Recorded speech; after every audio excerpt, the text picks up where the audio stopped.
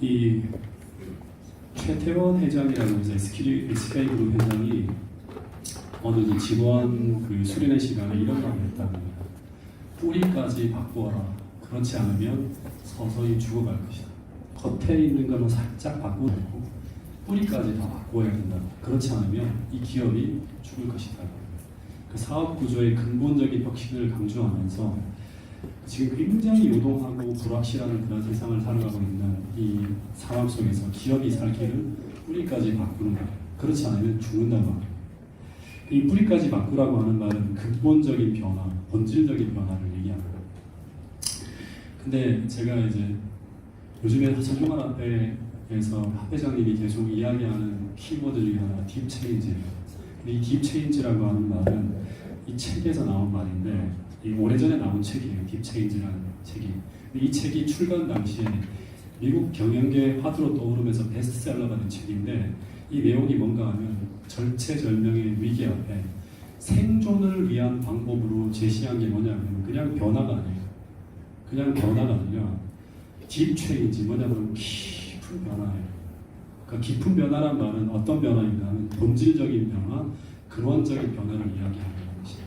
또 말하지만 겉만, 표지만 살짝 뜯어고치는 것이 아니라 뿌리까지 바꾸는 변화. 다시 말하면 내가 살아가는 삶의 근원이 세상이 아니라 완전히 하나님께로 돌아가는 거예요. 근원이 뿌리가 바뀐다고 하는 거예요. 뿌리가 되어 있는 곳이 세상이 아니라 하나님께로 완전히 돌아가는 거예요. 그것이 바로 뭔가 하면 생존을 위한 비결이라고 하는 거예요. 근데 우리의 미래의 생존과 위기 극복을 위해서 이런 본질적인 변화, 근본적인 변화를 언제나 이야기하고 있는 책이 무엇인가 하면 바로 성경책이라고 합니다. 여러분 개신교회는 우리 지난 한 주간 공부했죠. 무엇을 통해 태어났죠? 무엇 때문에 태어났죠? 종교개혁을 통해서 태어난 거예요. 다시 말하면 지금 구교가 하고 있는 그러한 모습들이 성경적으로 맞지 않다고 해서 태어난 교회가 바로 개신교회예요. 근데 그 개혁의 정신이 시간이 지나면서 계속 개혁을 해야 되는데 성경을 통해서 그 개혁의 정신이 사라지면서 그 개혁이 미완으로 그치고 있었을 때 또다시 종교개혁을 일으킨 것이 바로 뭔가 하면 재림운동이에요. 재림운동을 통해서 개혁의 완성, 즉 뿌리까지 하나님을 향해 돌아가기 위해 태어난 교회가 바로 어떤 교회인가 하면 재림교회예요. 그래서 이 개혁에 실패하면 어떻게 되는가 하면 교회나 나라가 방황하게 돼요. 재림교회의 위기는 어쩌면 이 종교개혁의 정신에서 멀어져 가고 있을 때 나타나는 현상이 오늘날 이 교회 안에 나타나고 있는 여러 가지 모습이라고 생각합니다. 개신교의 위기도 마찬가지죠. 종교개혁 정신이 아니에요. 다 사라진 거예요. 그래서 오늘 저는 유다 왕 중에서 그 별명이 뭔가 하면 개혁군주라고 불리울 만큼 훌륭한 삶을 살았던 한 왕을 여러분에게 소개합니다. 지난주에는 문하세는 반면교사죠. 그죠? 반면교사지만 또 마지막에는 본받을 면이 있었지만 거의 반면교사 같은 존재라고 합니다. 오늘은 롤모델 같은 인물을 한 사람을 좀 소개하면서 이 마지막 시대에 재림 준비를 위해 필요한 오늘 우리가 배워야 할 교훈이 무엇인지를 좀 생각해 보고자 합니다. 이 조선의 왕들의 역사를 보면 이 고종 순종으로 끝이 나는데 실제로 역사학자들은요, 이 조선에 이렇게 쭉 흘러가는 역사의 흐름을 보면 조선시대의 역사는 정조 임금의 죽음으로 끝이 났다고 하는 사람들이 많이 있어요. 네. 왜냐하면 정조 이후의 조선은 그야말로 나라가 아니었어요. 다시 말하면 사람들이 살 수 없는 나라였어요. 백성들. 국가 시스템이 무너지고 그냥 안동 권씨, 풍양조씨, 안동 김씨 하는 그 성씨 사람들이 그냥 자신들의 이익만을 위해 권력을 나눠먹고 그러다 보니까 관료들도 완전히 부패로 무너지는 가운데서 판관오리들만 다 전국에 남거든요. 그래서 조세제도의 핵심이 뭔가 하면 삼정인데 이 삼정이 문란해지면서 백성들이 너무너무 국가가 다 그들의 고열을 빨아먹기만 하는 거예요. 그래서 곳곳에 사람들이 여기 살 수 없다. 그래서 들고 일어나는 것이 바로 밀란인데 밀란이 전국적으로 막 일어나는 그런 상황이었어요. 나라가 거의 망해가고 있었습니다. 그러다가 일제시대 나라가 망했어도 민생은 달라진 것이 하나도 없었다고 합니다. 수탈의 대상이 타락하고 부패한 관료들에서 일본으로 바뀌어진 것밖에 없는 거예요. 민초들이 생각할 때 국가가 바뀐 건 별로 중요하지 않아요. 근데 이런 외란과 호란으로 나라가 급격히 기울어져가는 그 시대, 조선을 다시 한번 일으켜 세우기 위해서 마지막으로 몸부림을 친 개혁 군주가 있었는데 그 사람이 바로 누구인가 하면 정조라는 인물입니다. 이 개혁 군주인 정조가 이런 폐간을 혁파하면서 개혁의 개혁을 이루어갑니다. 그래서 신분제를 철폐하고 그 다음에 서얼을 등용하고 국가 시스템을 완전히 바꾸기 위해서 쫙 개혁을 이루어 나가다가 불운하게도 48세의 나이로 세상을 떠납니다. 그래서 모든 사람들이 이 정조의 이른 죽음을 슬퍼했다고 합니다. 왜냐하면 만약 정조의 개혁이 몇몇만 더 이어져 나갔다면 그래서 다시는 노론이 집권하지 못하도록 조선의 정치 시스템까지 바꾸는 근본적인 변화, 뿌리까지 나라를 바꾸는 이 딥체인지에 성공했다고 하면 그 이후 조선의 역사는 완전히 달라졌을 것이라고 합니다. 그래서 이 정조의 이른 죽음으로 개혁이 완성되지 못하고 미완으로 끝남으로 말미암아 조선이 되살아나는 힘을 얻지 못하고 무너지게 되는 것을 보면서 역사학자들은 너무나 아쉬운 마음으로 정조의 죽음을 이렇게 바라보게 되었다고 하는 이야기가 있어요. 여러분 오늘 요즘 우리 교회가 부흥하고 있다고 그렇게 말을 하지만 그러나 이 교회가 정말로 딥체인지 뭐냐 뿌리까지 완전히 하나님께로 돌아가는 여러분의 삶과 생애가 변화하지 않는다면 교회 성장은 언젠가는 멈추게 되고 우리는 다시금 이전으로 돌아갈 수 있다고 하는 사실을 여러분 기억해야 합니다. 교회가 체질적으로 완전히 뿌리까지 하나님께로 완전히 돌아가는 그러한 딥체인지 여러분 개인의 신앙 하나하나가 특별히 지도자들의 신앙 하나하나가 하나님께 그 근원을 둔 그러한 어떤 신앙으로 여러분들이 돌아가지 않는다면 이 교회는 부흥하는 척 하다가 다시금 돌아가게 되고 말 것이라고. 그러면 성경에 보면 유다 나라의 마지막에도 이런 정저와 같은 유다의 개혁 군주가 있었습니다. 그 왕도 정조처럼 유다의 마지막 희망이었어요. 그리고 똑같이 이 왕의 죽음으로 말미암아 유다는 그 다음의 왕들은 전부 다 똑같아요. 철종, 헌종, 고종, 순종으로 일어나는 것처럼 전부 다 여호야김, 시드기야로 이렇게 쭉 이어지면서 완전히 다 그냥 아무 의미 없는 왕들이 쭉 나타나면서 그냥 내리막길로 나는 거예요. 근데 이 유다의 개혁 군주였죠. 유다의 마지막 희망이었던 왕이 누구인가 하면 유다의 제16대 왕인 요시야라고 하는 왕. 여러분 많이 들어보셨나요? 요시야? 혹시 처음 들어보는 분은 안 계시죠? 네. 이 요시야의 아버지가 누구인가 하면 이 아버지는 제위 2년 만에 살해당한 왕이에요. 누구죠? 바로 아몬이라고 하는 왕이에요. 이 부조화 전제를 보면 이 아몬이라는 사람은 왕에 오른 지 겨우 2년 만에 22살의 왕이 됐는데 24살 때 그러니까 우리 청년들이 거의 지금 그 나이에 왕이 올라서 24살 때 아주 대범하게 불경을 행하다가 궁중에서 신하들에 의해서 죽임을 당합니다. 그러니까 반란으로 죽임을 당합니다. 그러면 더하여서 이 요시야의 할아버지는 누굴까요? 요시야의 할아버지가 누구죠? 네. 바로 지난주에 제가 설교했던 유다의 최악의 왕이었던 므낫세 할아버지. 그러니까 이런 할아버지와 그리고 이런 악한 아버지, 다시 말해 역사상 가장 악한 왕들이었고 그리고 그런 어떤 왕들 사이에서 요시야가 태어났는데 이 요시야가 왕으로 등극할 때 나이가 몇이지 아십니까? 바로 지금 윤서가 몇 살이죠? 8살. 딱 윤서의 나이입니다. 8살입니다. 상상은 하세요. 네. 윤서의 나이에 이제 이 요시야가 왕으로 등극합니다. 그러니까 아무것도 모르는 어린 꼬마가 이제 나라의 왕으로 세워지는 것입니다. 그래서 대부분 사람들이 예상하기를 나라를 이제 조선 후기에 무능한 왕들의 그런 역사처럼 내리막의 가속도가 붙을 것이라고 다 생각을 했어요. 근데 예상을 띄웠고 그에 대한 성경의 기록은 그를 다윗 이후에 유다의 최고의 선한 왕이었다고 기록하고 있습니다.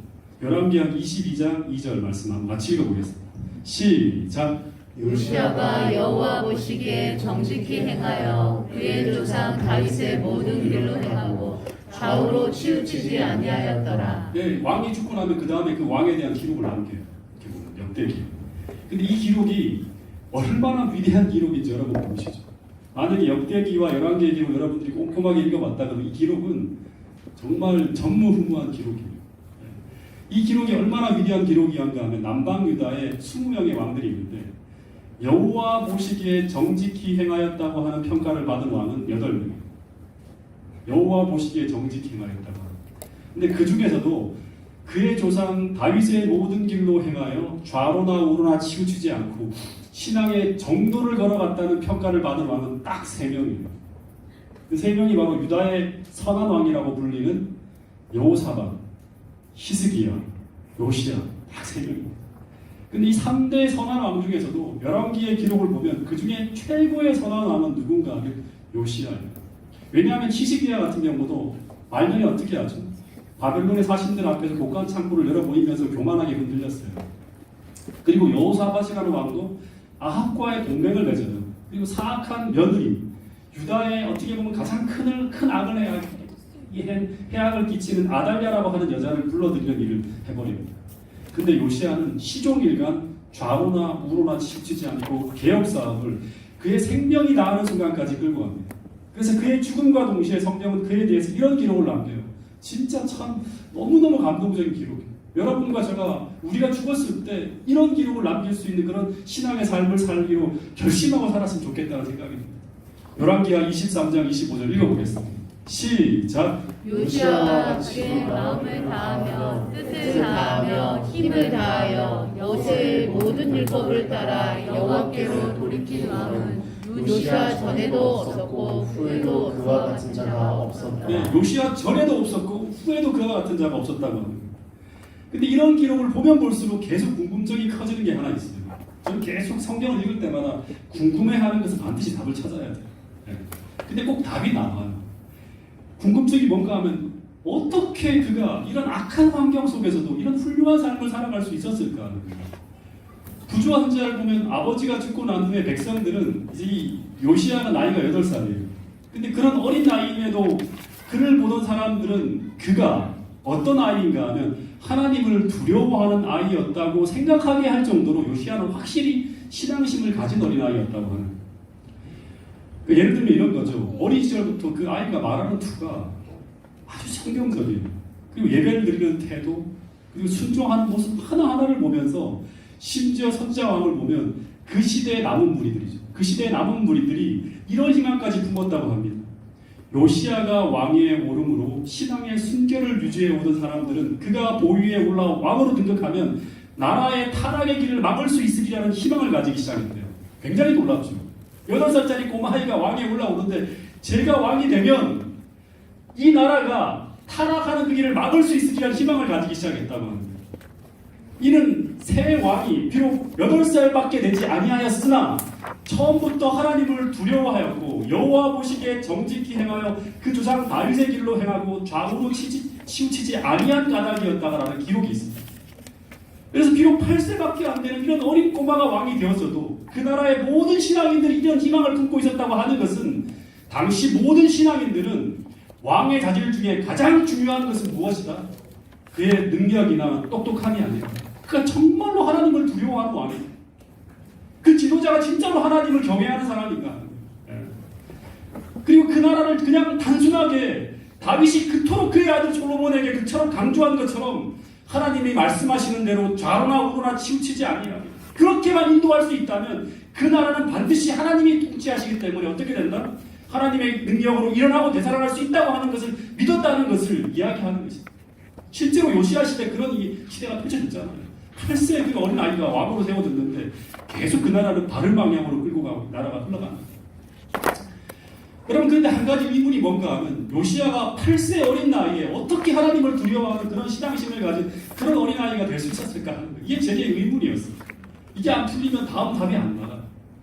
근데 제가 기도하는 가운데 하나님이 깨닫게 해주시는 하나의 영감을 통해서 귀한 깨달음을 얻었는데 구주와 선지자를 보면 이런 기록이 있어요. 요시야는 그 주변이 온통 아버지의 길을 따라가도록 유혹하는 것이 대부분이었대요. 그러니까 나라가 엉망이었죠. 전부 다 완전히. 그를 바른 길로 걸어가도록 격려해주는 모사가 거의 없었다는 얘기가 나와요. 왕이시여 바르게 살아야 돼. 이런 사람들이 거의 없어요. 아몬이 왕이 되고 난 2년 동안 나라를 쑥대밭을 만들어요. 할아버지도 아버지도 그렇게 악했고 더하여 어머니에 대한 기록도 없더라고요. 근데 누가 그의 어린 시절 그에게 하나님을 소개하고 그로 하여금 하나님을 두려워하게 하는 믿음의 삶을 살아갈 수 있도록 선한 영향을 끼쳤을까 하는 거예요. 여러분 생각해 보신 적이 있나요?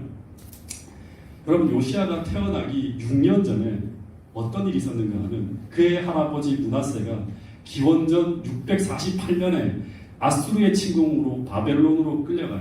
감옥으로 끌려가요. 근데 거기서 어떻게 되죠? 지난주 설교를 기억하면 하나님을 만나고 변화되는 딥 체인지, 근원적인 변화가 있는. 그래서 그가 바벨론으로 돌아온 후에 성경을 보면 므낫세에 대한 어떤 기록이 남아있는가 하면 역대기에 남아있어요. 그가 망쳐놓은 나라를 바로 세우기 위해서 최선을 다했다고 하는 기록이 나옵니다. 네. 그가 다시 12년 동안의 그 역사를 펼쳐나가요. 근데 대부분 그의 아들 때 다시금 다 무너집니다. 그러니까 그 기록이 자세한 디테일한 기록이 나오지 않아요. 다 무너지니까 아몬 때.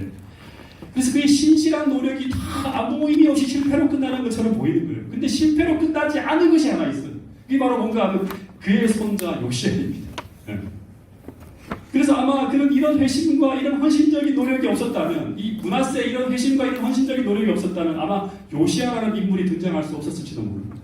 므낫세가 바벨론으로 끌려가서 돌아온 후 6년 뒤에 642년에 그의 손자인 요시아가 태어납니다. 그래서 어린 요시아는 이런 패역하고 자리무도한 할아버지가 아닌 전혀 다른 할아버지를, 거듭난 할아버지를 만나는 거죠. 참된 의식을 통해서 하나님을 만난 신실한 할아버지, 끊임없이 그 나라를 하나님께로 되돌리려고 동분서주 최선을 다해 노력했던 그런 할아버지 안에서 몇 년을 보내는가 하면 6년 동안의 시간을 보내는 거예요. 추측해 보기에는 이 므낫세는 아마 그 어린 손자의 마음에 믿음을 심기 위해 최선을 다하다가 죽어갔을 것입니다. 왜냐하면 나라를 바꾸기 위해 가장 중요한 것이 무엇인가 하면 왕이 될 사람인 그의 아들이 하나님을 경외하는 사람이 되어야 되는데 아들은 이미 말을 안 듣고 완전히 악하게 나가는 상황이 되었고, 그래서 그가 할 수 있는 최선의 길은 아직 죄로 굳어지지 않은 어린 손자의 마음속에 믿음을 심어주기 위해서 그의 불신자인 아버지의 영향을 최소화하기 위해서 최선을 다하다 죽었을 거예요. 근데 그 6살짜리 꼬마아이에게 뿌려놓은 그 믿음의 씨앗이 할아버지가 죽은 후에도 마음밭에 심겨져서 조용히 성장합니다. 그러다가 역대하 34장 3절에 보면 이 요시아가 위에 있은 지 8년에, 요시아의 나이가 몇 살인가 하면 위에 있은 지 8년이니까 몇 살이죠? 16살. 이때 어떤 일이 있었는가 하면 개인적으로 자기 하나님을 만나게 되었다고 하는 겁니다. 하나님을 찾았다고 하는 말이 나옵니다. 이 말씀을 같이 한번 읽어보겠습니다. 역대하 34장 3절입니다. 시작. 아직도 어렸을 때 곧 왕이 있은 지 8년에 그의 조상 다윗의 하나님을 비로소 찾고 제20년에 유다와 예루살렘을 비로소 정결하게 하여 그 산당들과 아세라 목상들과 아로 새긴 우상들과 부엄하던 우상들을 제거하여 버리매. 네. 그러니까 역대하 34장 3절에 보면 요시아가 위에 있은 지 8년에 16살이 되면 이제 거의 자기 하나님을 찾을 수 있는 나이죠. 그때 요시아가 개인적으로 자기 하나님을 만나게 되고, 본문을 보면 그때 비로소 하나님을 찾았다. 그러니까 할아버지 므낫세의 눈물과 기도로 심은 그 말씀의 씨앗이 마침내 피어나기 시작했다는 것이죠. 그래서 여러분 오늘 내가 이런 일을 해봤는데 무슨 의미가 있을까 생각하면서 이렇게 하게 되는 분들이 있죠. 옳은 일이긴 한데 내가 이 일을 해봤자 무슨 의미가 있을까? 아무런 그런 어떤 의미가 없을 것 같아요. 이런 생각을 수도 없이 많이 하게 되는 경우들이 있습니다.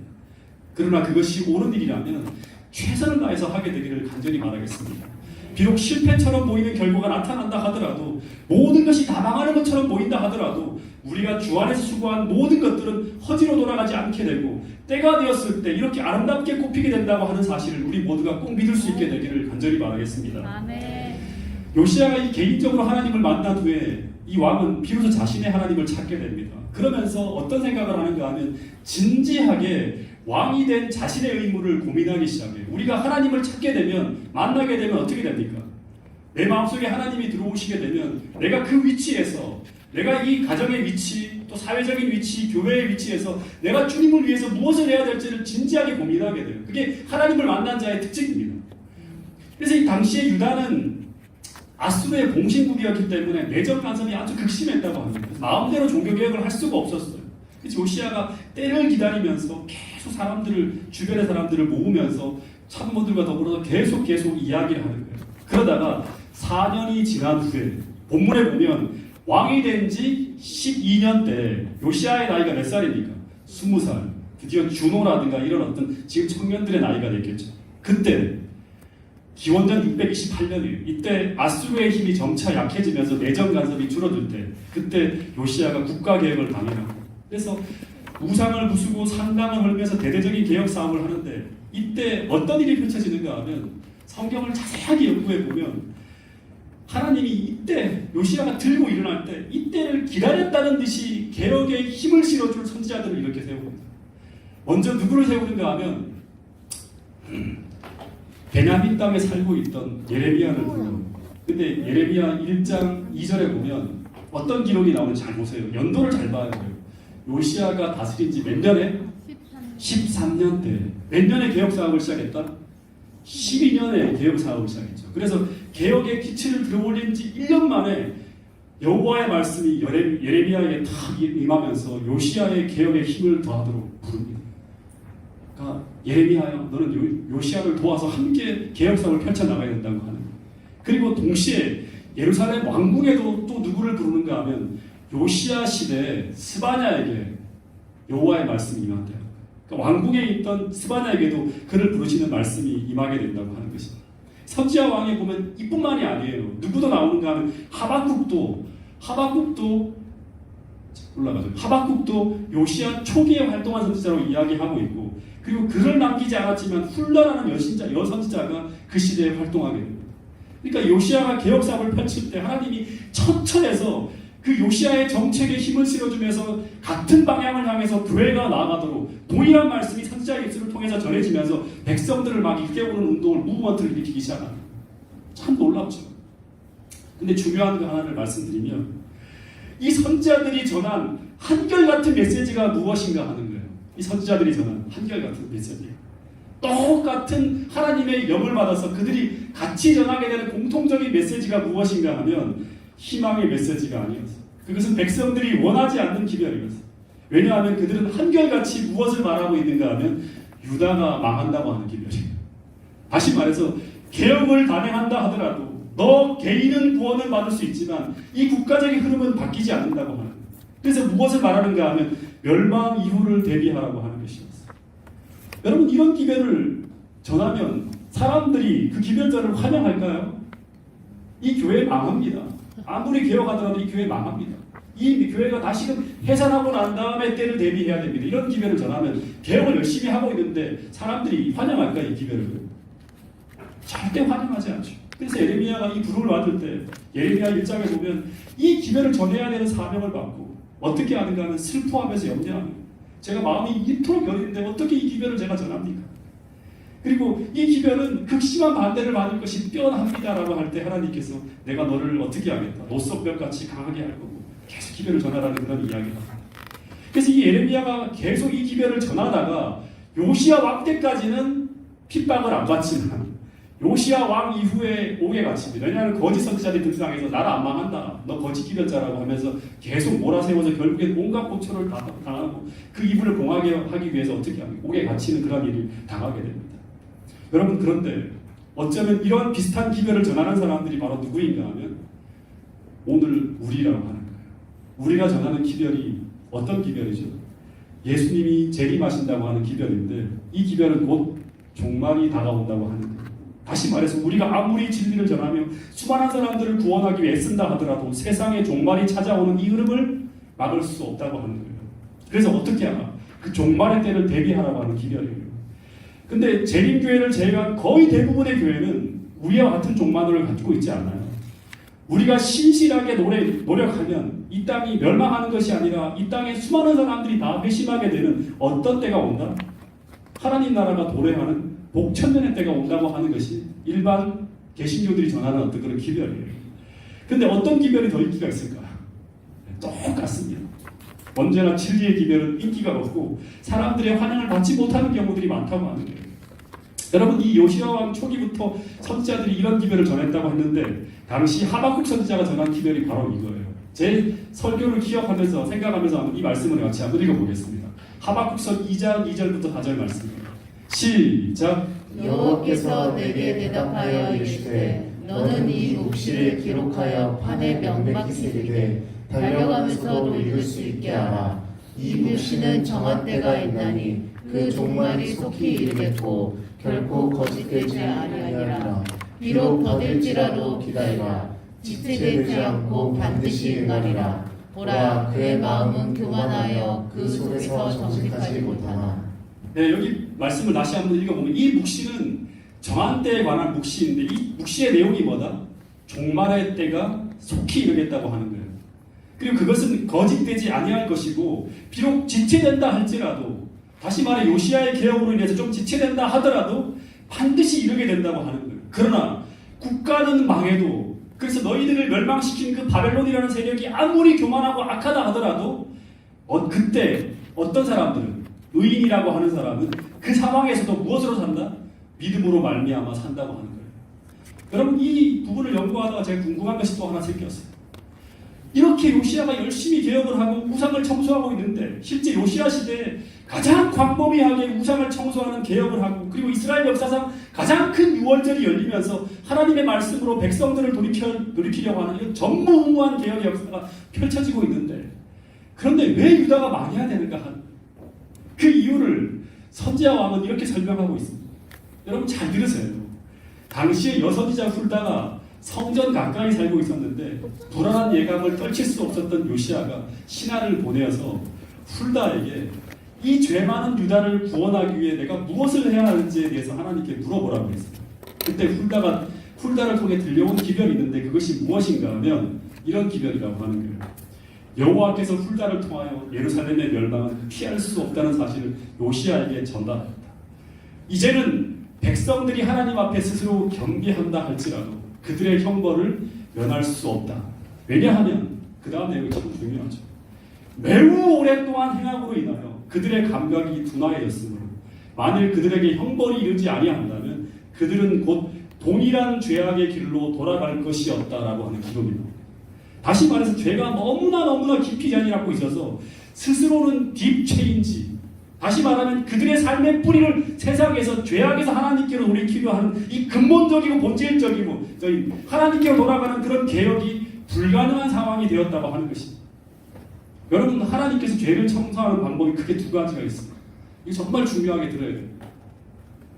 제가 성경을 다 읽어보고 부조와 혼자부터 시작해서 대제문투 총서를 다 읽어보고 난 다음에 하나 내린 결론이에요. 하나님께서 죄를 청소하시는 방법은 크게 두 가지가 있는데 하나는 선지자의 기별을 듣고 우리가 자발적으로 회개하고 죄를 버리는 방식이에요. 이것이 가장 일반적이고 모범적인 방법입니다. 여러분 우리 모두가 꼭 이렇게 살게 되기를 간절히 바랍니다. 이것은 오늘 우리의 삶 속에서 매일매일 훈련되어져야 될 부분이에요. 훈련되어지지 않으면 안 되는 거예요. 다시 말하면 제가 늘 설교할 때마다 강조하는 게 있죠. 하나님께서 말씀하실 때마다 뭔가 내 마음속에 진림이 있고 깨달음이 있고 내가 뭔가 하나님 방향으로부터 다른 방향으로 가고 있다는 것이 들려질 때마다 어떻게 하나?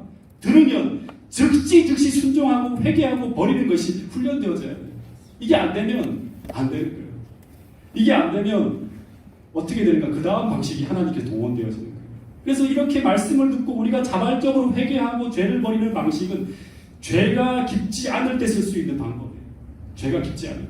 이것은 어떻게 보면 그냥 말씀이라는 약으로 병을 치료하는 방법입니다. 근데 이것으로 해결되지 않을 때 다시 말해서 죄가 누적되어지고 쌓여감으로 말미암아 죄가 우리 마음 깊은 곳으로 들어가서 암처럼 자리를 잡고 심각하게 퍼져나가고 있을 때 그때 우리 스스로 자가 면역 질환으로 이게 해결이 안 되잖아요. 암이 이제 생기기 시작하는 거죠. 그때 하나님께서 쓰시는 방법이 뭔가 하면 고난이라고 하는 메스를 통해서 그 죄를 해결하는 방법이에요. 이것은 어떻게 보면 수술을 통하여 죄를 제거하는 방법이죠. 그래서 여러분 신명기와 레위기를 한번 자세하게 읽어보세요. 하나님께서 막 약속하셨어요. 우리가 하나님을 떠나가게 될 때 하나님은 처음에는 어떻게 하는가 하면 선지자의 경고의 말씀으로 이건 약이에요. 약 쓰긴 하지만 우리가 반드시 먹어야 할 약으로 치료하려고 해요. 근데 이래도 말을 안 들어요. 그 다음엔 어떻게 하는가 하면 기근 조금 더 강한 약을 쓰죠. 근데 그 다음에 이래도 말을 안 들어요. 그 다음에 어떻게 하냐면 온역 더 강한 약을 씁니다. 그리고 그래도 말을 안 들을 때는 칼 이제는 메스를 들이대는 거예요. 그리고 마지막으로 그래도 말을 안 듣고 거의 멸망 지경으로 가는 거예요. 그러면 이방으로 끌려가는 것으로 다시 말해서 점점 더 고난의 강도가 강해지는 칼을 들이대시는 것을 볼 수 있는 거예요. 여러분 지금 유다의 상황은 뭔가 하면 죄가 쌓여질 대로 쌓여지고 깊어질 대로 깊어졌어. 선지자의 왕에 보면 비록 요시야가 일으킨 개혁으로도 우상들과 사당들을 깨끗이 치웠으나 그래서 겉으로는 나라가 청소된 듯이 보이나 군중들의 마음은 변화되지 않았다. 제가 이걸 보면서 딥체인지라는 걸 생각합니다. 네. 딥체인지가 일어나지 않는 거예요. 겉으로는 변화된 것처럼 보이지만 그 나라 백성들의 마음에는 절대 근본적이고 본질적인 마음의 변화, 즉 하나님의 율법이 성신을 통해서 그 마음에 새겨지는 그런 변화가 일어나지 않은 거예요. 그 증거가 무엇인가 하면 그 다음 왕들이 등장했을 때 다시금 원리치로 다 돌아가는 거예요. 더 사악하게 다 흘러가는 거예요. 모든 게 다 돌아가는 거예요. 예를 들면 이런 것이죠. 우리가 하나님께로 돌아간다고 하면서 집안의 술병도 버리고 음란한 책도 버리고 음란한 비디오도 버리고 다 버리고 스마트폰을 청소하는 것이 돼요. 사람들이 교회도 잘 나오고 해요. 그래서 뭔가 겉으로는 변화된 것처럼 보이나 마음속에는 말씀에 대한 끌림보다 음란에 대한 끌림, 죄악에 대한 갈망과 열망이 더 강하게 작동하고 있는 거예요. 하나님의 율법이 그 마음속에 새겨지지 않는 거예요. 그래서 언젠가 기회가 주어지면 그들은 동일한 죄악으로 또다시 돌아갈 것이라고 하는 거예요. 그래서 하나님은 이 유다를 향한 딥 체인지, 근본적인 치유를 위한 국가적인 대수술을 계획하고 있는 거예요. 그래서 모든 하나님의 선지자들은 어떻게 해야 되는가 하면 이제 비상사태를 알려야 되는 거예요. 큰 환란을 경고하고 알리면서 국가적인 대수술에 들어가며 큰 환란이 되고 다가올 때, 야곱의 환란 같은 큰 환란이 다가올 때 그때를 대비해서 오늘을 준비하며 살라고 하는 것입니다.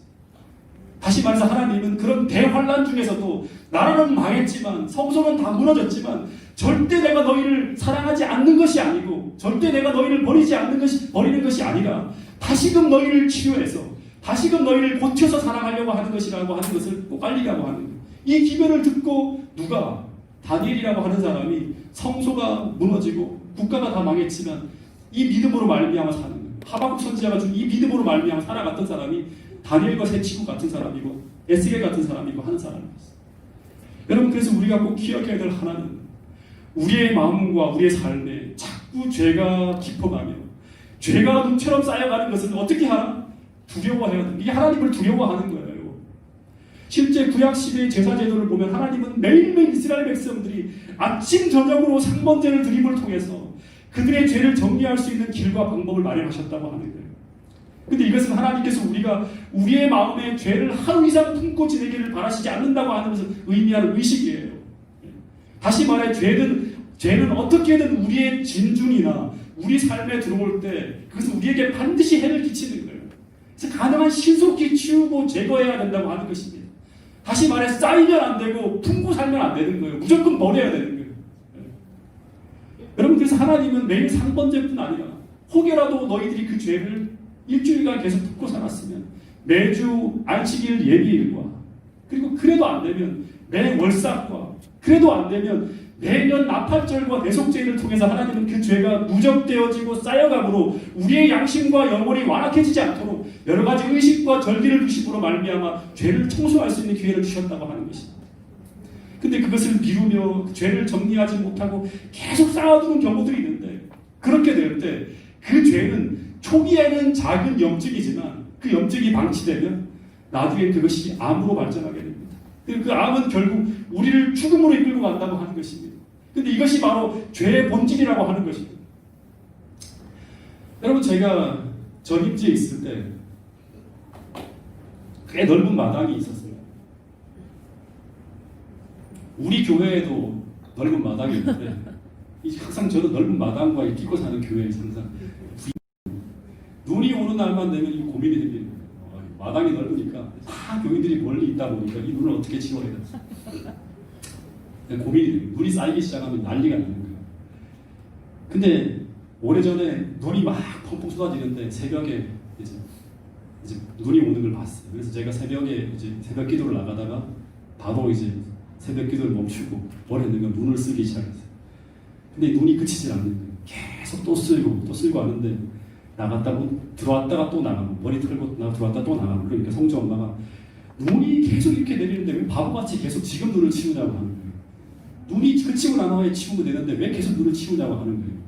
제가 뭐라고 했는지 아시니까 지금은 눈을 이렇게 가볍게 쓸어서 치울 수 있지만 눈이 쌓이고 나면 몇 배의 힘이 들 뿐 아니라 사람들이 이제 날이 밝아서 그 눈을 밟고 지나가게 되면 딱딱하게 굳어져 갖고 빗자루나 가래가 아니라 삽으로 긁어내야 될 만큼 눈이 치우기 어려워질 때가 온다. 지금 내리자마자 즉시 치운다. 여러분 마찬가지입니다. 우리가 아직 우리 죄가 빗자루로 쓸어도 될 만큼 가벼울 때 청소하지 않으면 어느 순간 그 죄가 쌓이고 굳어지게 되면 그 죄는 반드시 내 양심을 계속 파고 들어가서 내 선한 마음과 양심을 병들게 합니다. 이건 여러분 분명히 느낄 거예요. 돌아보세요. 그리고 나중에 어떻게 하면 우리 양심을 아예 마비시켜버려요. 그 나중에는 어떤 호소와 기별 속에도 지금은 하나님의 말씀이 들려오지만 나중에는 어떤 호소와 기별도 내 속에서 움직이지 않는 두려운 상태로 나를 만들어 버릴 수 있다고 하는 것이 뭔가 하면 성경에 나와 있는 수많은 사람들의 역사예요. 네. 여러분 그래서 오늘 하나님은 우리 모두에게 이런 말씀을 하시고 계시는 거예요. 히브리 3장 15절 말씀 같이 한번 읽어보겠습니다. 시작. 성경에 일렀으되 오늘날 너희가 그의 음성을 듣거든 노하심을 격동할 때와 같이 너희 마음을 강팍하게 하지 말라 하였으니. 네, 성경에 읽었을 때 오늘날 너희가 그의 음성을 듣고 하나님의 음성이 들려오거든 노하심을 격동할 때와 같이 너의 마음을 어떻게 하지 말라 강팍하게 하지 말라. 여러분 이 죄를 청소해야지만 우리는 하나님과의 관계가 올바로 되어질 수 있고 그래야지만 우리는 거기서 신앙의 힘과 능력을 얻을 수 있다고 하는 것을 기억해야 합니다. 여러분 우리는 하나님의 능력과 힘으로 살아가는 사람이 믿음으로 말미암아 살아가는 사람이죠. 여러분 그 신앙적 순결함이라고 하는 것은 우리 신앙에 정말 중요한 것이라고 하는 것을 잊지 않게 되기를 간절히 바라겠습니다. 네. 여러분 개혁이 한다고 하는 의미가 뭘까요?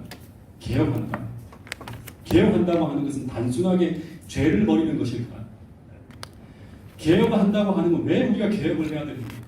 개혁을 한다고 하는 것은 우리가 계속 반복하는 거예요. 주님께로 돌아가는 거예요. 개혁한다고. 더 정확하게 말하면 주님께서 내 생애와 마음에 임할 수 있도록 모든 쓰레기와 장애물들을 치우는 작업을 하는 게 바로 개혁이에요. 근데 이것이 안 되면 성경에 보면 하나님께서 하실 수 있는 일이 없어요. 이것이 안 되면 결국 하나님께서 하실 수 있는 일이 우리 삶에 일어나지 않아요. 왜냐하면 하나님께서 임하실 수가 없기 때문이에요. 그래서 주님께서 공생애를 시작할 때 제일 먼저 하신 일이 뭐죠?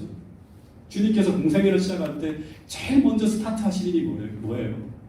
그게 바로 뭔가 하면 성전을 정결케 하고 개혁하는 일이었어요. 그 수가의 가나에서 혼인잔치에 물을 가지고 포도즙을 만든 일은 공적인 일이 아니었어요. 어머니 때문에 어쩔 수 없이 하신 일이었어요. 아직 때가 이르지 아니하였다. 진짜 공적인 세계는 어디 가면 예루살렘 중심으로 가서 그 성전을 개혁하는 일부터 시작해서 예수님의 공생애가 시작돼요. 그래서 이 예수님께서 성전을 정결케 하고 개혁할 때 그 개혁은 바로 뭔가 하면 성전 안에서 난장판처럼 쌓여있던 모든 쓰레기들을 다 치우는 상을 뒤집어 엎고 그 모든 것들을 다 시스템을 다 뒤집어 둘러엎는 거예요. 딥 체인지, 근본적인 개혁을 시작하려고 하시는 거예요. 다시 말해서 하나님이 계셔야 될 절에 하나님이 계시지 않고 하나님이 보여야 될 곳에 하나님이 보이지 않는 모든 악들을 다 청소하는 일을 진행한 게 바로 뭔가 하면 성전을 정결케 하는 개혁이었습니다. 여러분 근데 이 개혁의 결과가 진짜 말 그대로 뿌리까지 변화되어져서 세상이 아니라 어떤 다른 것이 아니라 우상이 아니라 하나님께로 그 뿌리가 놓여져서 그 힘으로 살아가는 그러한 개혁의 결과가 나타나게 되면 그런 개혁이 성공하게 되면 그 개혁의 결과가 어떻게 나타나는가? 그동안 죄악으로 막혀있던 어두운 영적 시력이 회복되고 우리가 거룩한 일을 행할 때 우리가 느끼는 기쁨과 즐거움이 성령의 임재를 통해 회복되어져. 그래서 내가 하나님을 사랑하게 되고 재림을 기다리게 되고 세상의 즐거움보다 말씀이 달아지고 기도하는 시간이 은혜로워지고 그러면서 나의 모든 감각이 거룩하게 되살아나서 하늘에 가까운 모습으로 회복되어집니다.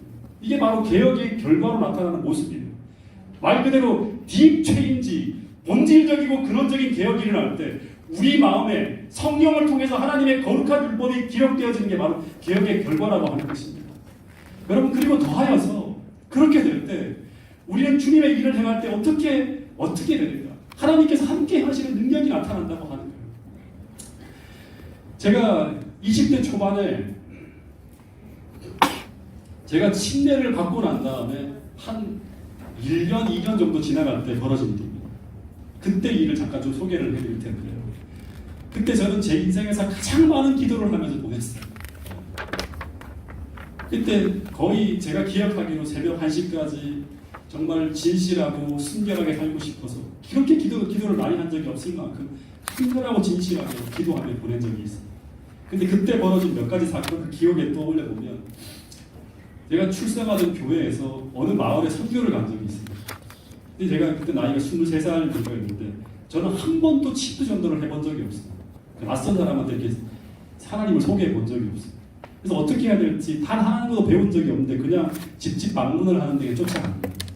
근데 어느 집에 들어가게 되었는데 그곳에 이제 지금도 이렇게 보면 이렇게 그 앞에 개울이 흐르고 산이 있고 그 아저씨가 옆에 밭이 있는데 그 아저씨 집으로 쑥 들어가 40대쯤 되는 아저씨가 딱 보이는데 근데 그 아저씨가 작업복을 챙겨 입고 밀짚 모자를 쓰고 꽃게리를 들고 들러 나오는 거예요. 근데 문득 그 집에 들어가서 예수님을 전하고 싶었어요. 90년대 초니까 그냥 집 안에 들어가도 아무 문제가 없는 거예요. 근데 그 아저씨가 딱 나오는 제가 그 아저씨에게 아무 꾸미용이나 완곡어법을 쓰지 않고 전도법이나 이런 것들 전혀 뭐 생각 배운 것도 없이 그냥 기도하고 바로 들어가서 말을 하는데 제가 뭐라고 했는지 다짜고짜 저 안식일 교회에서 나왔어요 하고 난 다음에 아저씨한테 하나님을 믿으세요라고 이야기했어요. 그랬더니 그 아저씨가 살짝 웃으면서 어떻게 하나님이 계시다는 걸 믿느냐 농담처럼 말으시고 막 밖으로 지나쳐 나오는 거예요. 근데 그때 제가 그 아저씨를 계속 쫓아가면서 뭔 말을 했느냐 아저씨 하나님께서 만드신 하늘을 보세요. 약간 제가 눈물이 핑 도는 것 같아요. 그때 너무나 간절하게 이제 얘기해요. 그리고 그분이 만든 산을 보세요. 뻔한 얘기잖아요. 어린아이들한테 하는 얘기예요.